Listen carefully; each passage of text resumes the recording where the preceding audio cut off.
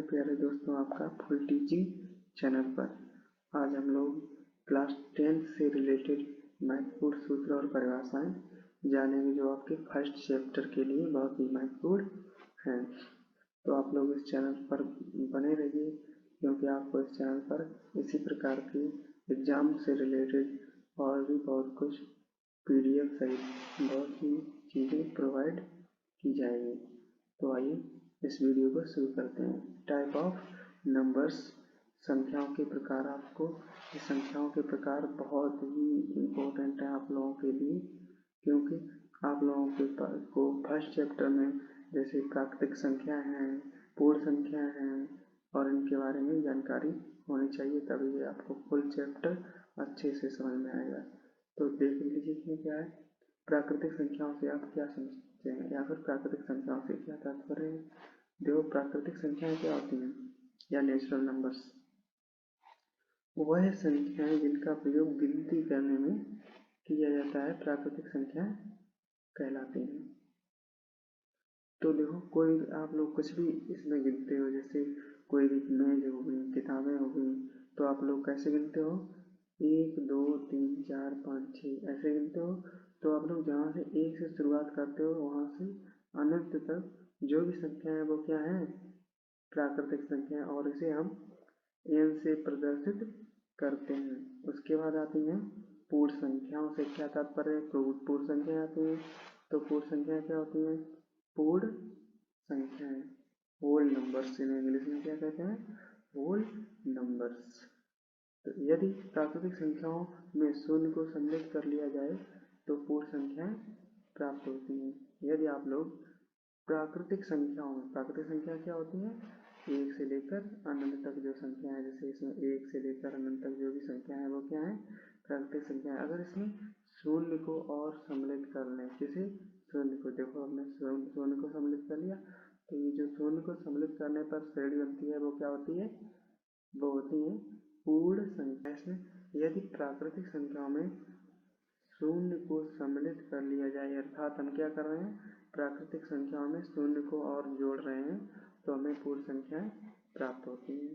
अर्थात 0 1 2 3 4 5 6 7 8 9 10 dot dot dot अनंत तक ये सब क्या है, होल नंबर्स, और इन्हें किससे प्रदर्शित किया जाता है, W से। इसके बाद आते हैं पूर्णांक संख्याओं से क्या तात्पर्य है, अर्थात पूर्णांक संख्याएं आती हैं। इसके बाद यदि पूर्ण संख्याओं में, देखो ये रिलेटेड है बहुत एक दूसरे से, तो आप लोगों को जो भी पीछे पढ़ाया है इसमें बहुत ध्यान से पढ़ना है, तभी आपको अगला जो पढ़ाने जा रहे हैं वो आपको समझ में आए। तो यदि पूर्ण संख्याओं में ऋणात्मक प्राकृतिक संख्याएं और सम्मिलित कर ली जाएं तो पूर्णांक संख्याएं प्राप्त होती हैं। तो जैसे इसमें जो ऋणात्मक प्राकृतिक संख्या क्या है, प्राकृतिक संख्या है, उनमें माइनस लगा दो तो ऋणात्मक हो जाती हैं, माइनस के अनंत तक, अर्थात इसमें -100 -200 सब कुछ आएगा, और फिर 0 से लेकर जो भी आपकी पूर्ण संख्याएं, वो दोनों को जो मिलाने पर श्रेणी बनती है वो किसकी श्रेणी होती है, पूर्णांक, इंटीजर्स। इसे I से प्रदर्शित करते हैं, कहीं कहीं से Z से प्रदर्शित करते हैं। इसके बाद धन पूर्णांक, धन पूर्णांक क्या होते हैं, धन पूर्णांक पॉजिटिव इंटीजर्स। सभी प्राकृतिक संख्याएं धन पूर्णांक होती हैं, सभी प्राकृतिक संख्याएं धन पूर्णांक होती हैं। जैसे 1 से लेकर अनंत तक जो भी आपकी प्राकृतिक संख्याएं, इनमें पॉजिटिव साइन होता है, वो दिखाई नहीं देता है, वैसे लिखते नहीं है, पॉजिटिव साइन है इनमें, तो ये सब क्या है, धन पूर्णांक है। इसके बाद आता है ऋण पूर्णांक संख्याओं से क्या तात्पर्य है, तो ऋण पूर्णांक जो होते हैं वो निगेटिव इंटीजर्स कहते हैं। इसमें सभी ऋणात्मक प्राकृतिक संख्याएं, यानी अगर हम प्राकृतिक संख्याओं में माइनस लगा दें तो वो सब क्या हो जाती हैं, ऋणात्मक पूर्णांक हो जाते हैं। तो नोट इसमें देखो क्या है, शून्य ना तो धन पूर्णांक है और ना ही ऋण पूर्णांक है। यानी शून्य अगर इसमें पूछ लिया जाता है कि शून्य धन पूर्णांक है या ऋण पूर्णांक, तो आपको क्या लिखना है, ना ही धन पूर्णांक और ना ही ऋण पूर्णांक है। पेपर में संख्याओं से क्या तात्पर्य है। परमेय संख्याएं रेशनल नंबर्स तो वह संख्याएं जिन्हें P/Q के रूप में लिखा जा सकता है परमेय संख्याएं कहलाती हैं। जैसे कौन कौन सी, जैसे 3/8 हो गया, 1/3 हो गया। देखो अंश बटे हर में जो भी उसमें ऊपर होता है वो अंश होता है, बटे में होता है नीचे वो होता है हर। तो अंश बटे हर के रूप में अगर लिख दें P/Q के रूप में, जैसे यहाँ पर P का मान 3 हो जाता है और Q का मान 8। तो अगर इसमें P/Q के रूप में लिखें और जो P और Q है वो क्या होने चाहिए, पूर्णांक होने चाहिए। वो P और Q पूर्णांक हो तभी हम कहते हैं कि जो ये संख्या है वो परमेय संख्या है। तो P और Q कैसे होने चाहिए, पूर्णांक होने चाहिए और Q बराबर 0 नहीं होना चाहिए। ये इसमें लिखा नहीं है, ध्यान भूल गए, कोई बात नहीं। तो और क्या है इसमें 1/8 ये सभी संख्या क्या है, पूर्ण संख्या, क्योंकि जो परमेय संख्या है इसमें 0 पूर्ण संख्या है तो 0/1 हो जाएगा। तो ये सब क्या हो जाएंगे, परमेय संख्या हो जाएंगे। तो इसमें अगर ये चित्र सही से देखो बड़ा करके, इसमें अभी दिखा नहीं है, तो इसमें देखो जो नेचुरल नंबर्स होते हैं वो उनसे मिलकर क्या बनता है, होल नंबर्स। यानी सभी नेचुरल नंबर्स क्या होते हैं, पूर्ण जो होल नंबर्स होते हैं। सभी नेचुरल नंबर्स होल नंबर होते हैं और सभी होल नंबर्स क्या होते हैं, इंटीजर्स होते हैं और सभी इंटीजर्स रेशनल नंबर्स होते हैं। तो आप लोगों को याद रखना है क्या, सभी प्राकृतिक संख्याएं पूर्ण संख्या होती हैं, सभी पूर्ण संख्याएं पर इंटीजर्स यानी पूर्णांक होती हैं और सभी पूर्णांक परमेय संख्या होती हैं। ये आपको इस जो इसका ये चित्र है इससे पता चल रहा है, इसे आप लोग ध्यान रखें।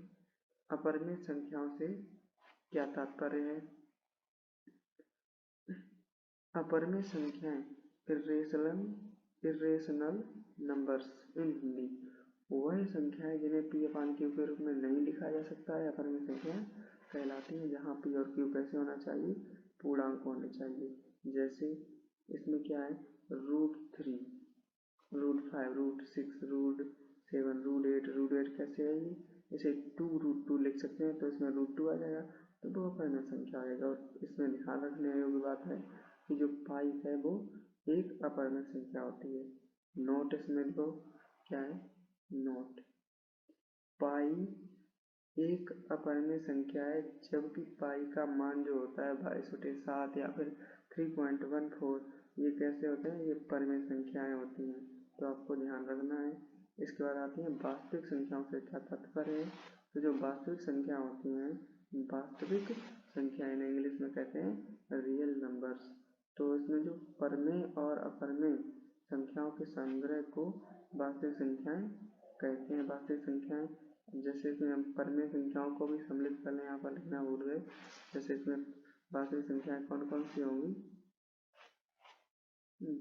वास्तविक संख्याओं में देखो ये जो परमेय संख्याओं के आपने उदाहरण पढ़े हैं ये सब आ जाएंगे, प्लस अपरिमेय संख्याओं के उदाहरण पढ़े हैं ये आ जाएंगे, इसमें सब कुछ आ जाएगा। जो वास्तविक संख्या होती हैं वो उनमें परमेय अपरिमेय पूर्णांक प्राकृतिक संख्याएं सब आती हैं। ये भी लिखना भूल गए, इसमें चित्र में हमने नहीं बनाया, इसके लिए संख्याओं से संबंधित महत्वपूर्ण तथ्य जो भी हमने पढ़ा है इसमें जो हमने अभी बताया था, सभी प्राकृतिक संख्याएं पूर्ण संख्या होती हैं क्योंकि ये प्राकृतिक संख्याओं से मिलकर पूर्ण संख्याएं बनती हैं। और सभी प्राकृतिक संख्याएं पूर्णांक होती हैं क्योंकि सभी प्राकृतिक संख्याओं से पहले पूर्ण संख्या बनती है और सभी पूर्ण संख्याओं से पूर्णांक बनते हैं। इसी प्रकार सभी प्राकृतिक संख्याएं परमेय संख्या होती हैं और सभी प्राकृतिक संख्याएं वास्तविक संख्या होती हैं। सभी परमेय संख्याएं वास्तविक संख्या होती हैं। परमेय तथा अपरमेय संख्याओं का जो अंतर होता है, जैसे ये हो गया 3 माइनस √5 हो गया, 7 माइनस √3 होगा, ये अपरमेय होते हैं। और परमेय तथा अपरमेय संख्याओं का योग वो भी अपरमेय होता है, जैसे 3 प्लस √5 और 8 प्लस √2 ये सभी अपरमेय संख्याएं। और परमेय तथा अपरमेय संख्याओं का गुणनफल अपर में होता है, जैसे 3√5, 9√2 और 7√3, ये सभी क्या है, अपर में संख्या है। इसके बाद सम संख्याओं से क्या तात्पर्य है, यानी सम संख्याएं क्या होती हैं। तो इसमें आप लोगों को इवन नंबर से इंग्लिश में कहते हैं। तो वे संख्याएं जो 2 से पूर्णतः विभाजित हो जाती हैं सम संख्याएं कहलाती हैं। जैसे 2, 4, 6, 8 डॉट डॉट डॉट यानी अनंत तक आगे। इसी प्रकार जो 2 के टेबल में आ जाए या फिर 2 से पूर्णतः विभाजित हो जाए वो क्या होती हैं, सम संख्या होती हैं। विषम संख्याएं, इसके बारे में क्या है, विषम संख्याएं ऑड नंबर्स, तो सभी प्राकृतिक संख्याएं जो 2 से विभाजित नहीं होती हैं विषम संख्याएं कहलाती हैं। जैसे 1, 3, 5, 7, 9, 11 डॉट डॉट डॉट इसी प्रकार। इसके बाद आती हैं अभाज्य संख्याओं से क्या तात्पर्य है। अभाज्य संख्या क्या होती है, प्राइम नंबर्स। वे संख्याएं जो एक तथा स्वयं के अतिरिक्त किसी अन्य संख्या से पूर्णतः विभाजित ना हो अभाज्य संख्याएं कहलाती हैं। जैसे 2, 3, 5, 7, 13, 11 ये सब कुछ क्या है, अभाज्य संख्याएं। इसमें ध्यान रखना है आपको, एक ना ही अभाज्य संख्या है और ना ही भाज्य, केवल 2 सम अभाज्य संख्या है। कहीं कहीं लिखा रहता है कि सम अभाज्य संख्या कितनी होती है, 1, या फिर केवल 2 एक सम अभाज्य संख्या है। 1 से 100 तक अगर आप लोग गिनोगे तो केवल 25 अभाज्य संख्याएं आपको मिलेंगी। इसके बाद भाज्य संख्याओं से क्या तात्पर्य है, जो आपकी भाज्य संख्या होती हैं उसमें जो एक के अतिरिक्त वे समस्त संख्याएं जो अभाज्य नहीं हैं भाज्य संख्याएं कहलाती हैं। यानी जो अभाज्य नहीं है वो कैसी हैं, बची हुई सब भाज्य संख्याएं हैं। जैसे इसके उदाहरण 4, 8, 9, 15, 12 ये सब हो जाएंगे। ठीक है, धन्यवाद दोस्तों आपको इस वीडियो को यहाँ तक देखने के लिए। अगर आपको ये इन्फॉर्मेशन अच्छी लगी तो इस चैनल को सब्सक्राइब, लाइक, शेयर जरूर करें, क्योंकि हम इस चैनल पर इस प्रकार की वेरी इम्पोर्टेंट इन्फॉर्मेशन डालते रहते हैं। तो आप लोगों को इस चैनल से अवश्य जुड़ना चाहिए। अगर आप लोग क्लास 10th या फिर किसी भी एग्जाम में हैं, मतलब शुरुआत से लेकर 0, 1 से लेकर आप 12 तक कोई भी एग्जाम पढ़ रहे हैं या फिर कंपटीशन लेवल की तैयारी कर रहे हैं, तो उसमें भी इनका रोल होता है। तो ये बहुत ही ज़रूरी है। तो अगर आप लोगों को ये क्लास अच्छी लगी तो आप लोग इस चैनल को सब्सक्राइब, शेयर, लाइक ज़रूर करें। धन्यवाद दोस्तों।